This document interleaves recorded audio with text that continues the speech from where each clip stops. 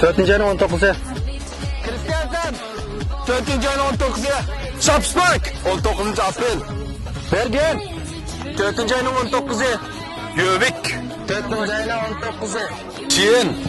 Hem onların hepsi.